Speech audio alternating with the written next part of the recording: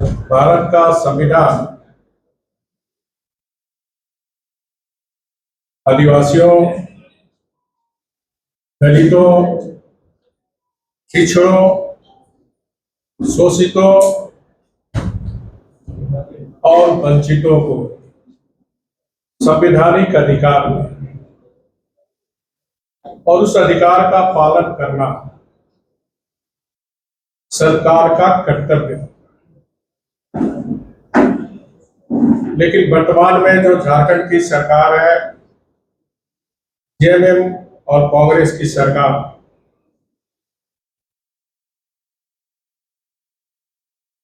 जो राज्य में भाजपा सरकार में 2019 में पेशा कानून का अनुरूप बन चुका था और विभागों को मंतव्य के लिए सभी विभागों को भेजा गया। इस बीच सरकार बदल गई और वर्तमान में जो झारखंड सरकार है, 2023 में फिर पेशा कानून को अधिसूचित किया, विभागों को मंतव्य के लिए भेजा गया और विभिन्न सामाजिक संगठनों से राय विचार भी लिया और 2024 में सभी मंतव्य आने के बाद झारखंड नियमावली पर अनुरूप विधि विभाग को मंतव्य के लिए भेजा और तब से ये सरकार इस मामला को लटकाने और भटकाने में लगी।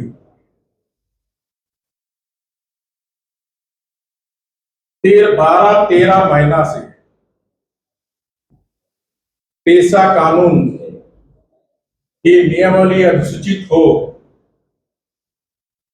बार बार सरकार को माननीय झारखंड उच्च न्यायालय के द्वारा निर्देश दिया जाता है, लेकिन ये सरकार के कान में जू नहीं रही और परिणाम स्वरूप कल माननीय उच्च न्यायालय झारखंड जो निर्देश दिया, क्योंकि इस पेशा नियमावली लागू होने से जो लघु खनिज निगम के अंतर्गत आने वाले जो भी लघु, वो सारे ग्राम प्रधान या फिर रूढ़िवादी व्यवस्था कि जो आदि काल से आदिवासियों का स्वशासन की जो परंपरा है, उसको कानूनी अधिकार देकर उस लघु निगम के अंतर्गत पड़ने वाली, चाहे वो बालू घाट हो, चाहे महुआ हो, चाहे तेंदुपत्ता हो, या उस ग्राम के अंदर तालाब हो, मछली पालन हो, ये सारे अधिकार ग्राम सभा को। और यही कारण है कि कल माननीय उच्च न्यायालय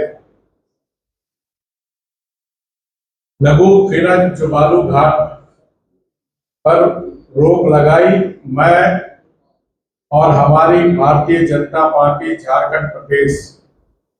इसका हार्दिक स्वागत करती है, अभिनंदन करती है और मेरी उच्च न्यायालय माननीय चीफ जस्टिस और विद्वान न्यायाधीशों से अपील है, जब तक पेशा कानून लागू नहीं हो जाती है तब तक ये रोक लगी रहे।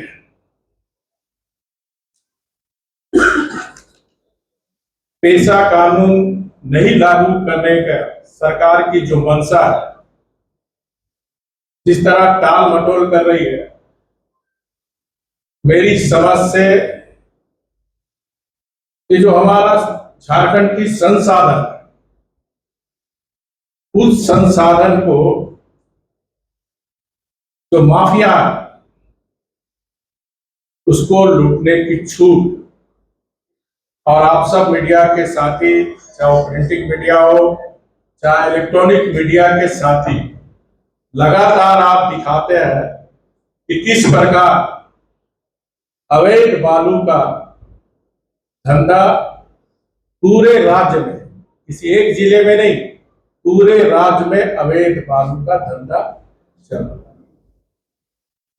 और पेशा नियमावली लागू होने से लघु खनिज तथा बालू घाट इत्यादि की नीलामी शेड्यूल जिले में, जो हमारे ग्राम प्रधान या जनजाति प्रमुख को मिलता है, उसका महत्वपूर्ण अधिकार से वंचित कर कांग्रेस जेएमएम की सरकार विगत 6 सालों से बालू घाटों का दोहन किया है। राज्य की हजारों करोड़ रुपया क्षति पहुंचाई गई और बालू सिंडिकेट बिचौलियों ने मजा लिया तथा राज्य के जो झारखंड मुक्ति मोर्चा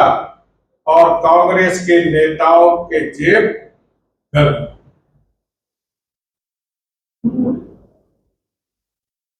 अभी मामला में न्यायालय में होने के बावजूद भी न्यायालय के आदेश की अवहेलना करते हुए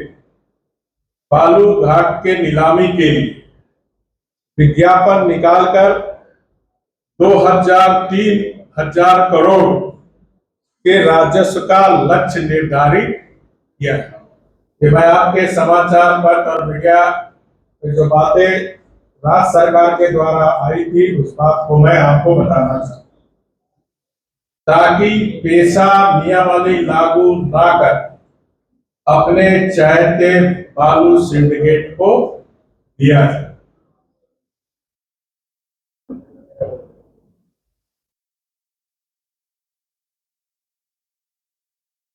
साथ ही साथ मेरी सरकार से मांग है कि 6 वर्षों में जो बालू घाटों का अवैध व्यापार से राज्य का राजस्व करोड़ की रुपये की हानि हुई, उसकी सीबीआई से जांच हो, क्योंकि प्रत्येक वर्ष 2,000-3,000 करोड़ रुपये अगर इस सरकार के द्वारा नीलामी की जाती तो आती,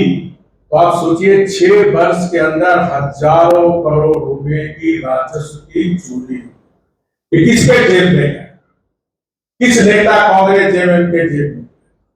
किस बिचौलिया, किस सिंडिकेट के तहत है?